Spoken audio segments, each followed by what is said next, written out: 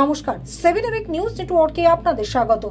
দমদম লোকসভা আসনে এবার জয়ের একটা গন্ধ পাচ্ছে বামেরা।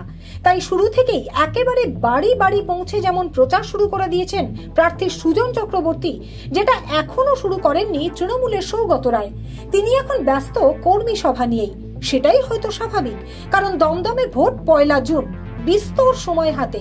কিন্তু বামেরা চাইছে 2000-এর বেশি বুথের প্রত্যেকটি ভোটারের কাছে পৌঁছে তাদের সপক্ষের যুক্তিগুলিকে পৌঁছে দিতে, যার জন্য একদিকে যেমন চলছে পাড়ায় পাড়ায় নিবিড় জনসংযোগের কাজ, পাশাপাশি শুরু হয়ে গেছে বড় বড় মিছিলও, যার মধ্যে দিয়ে সাধারণ মানুষের দৃষ্টি আকর্ষণ করে তাদের কাছেও বার্তা পৌঁছে দেওয়া। পানিহাটিতে এমনই একটি মিছিলে সুজন চক্রবর্তীর সমর্থনে পা মেলাতে দেখা গেছে বিশিষ্ট অভিনেতা বাদশা মৈত্রকেও। কখনো হেঁটে, কখনো বা সুজন বাবুর সাথে গাড়িতে সওয়ার হয়ে বামপন্থার পক্ষে প্রচার চালাতে দেখা গেল বাদশাকে।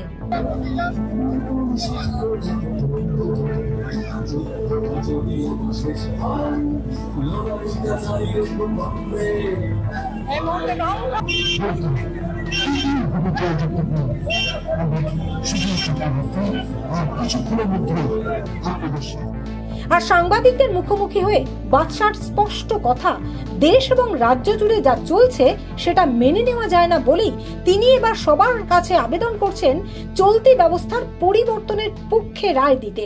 কি বলবেন, আজ এত কর্মী সমর্থকদের পাশাপাশি সাধারণ মানুষের সমস্যা, সাধারণ মানুষের উপস্থিতি, এটাই স্বাভাবিক। এই মুহূর্তে দেশে এবং রাজ্যে যা চলছে, তাতে দল মত নির্বিশেষে সাধারণ মানুষ রাস্তায় বেরিয়ে না এলে এই অবস্থা পাল্টাবে না। মানুষ যেভাবে রাস্তায় নেমেছে, আগামী দিনে আরো মানুষ রাস্তায় নামবে। আমার বিশ্বাস এই লড়াই দেশ বাঁচানোর লড়াই, রাজ্য তো দেশের বাইরে নয়, রাজ্যটাকেও বাঁচাতে হবে, সব মিলে এই লড়াই।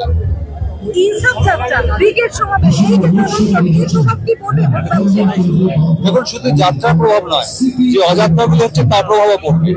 চারিপাশে এত অযাত্রা, এত কুযাত্রা চলছে, তার প্রভাব নিশ্চয়ই ভোটে পড়বে।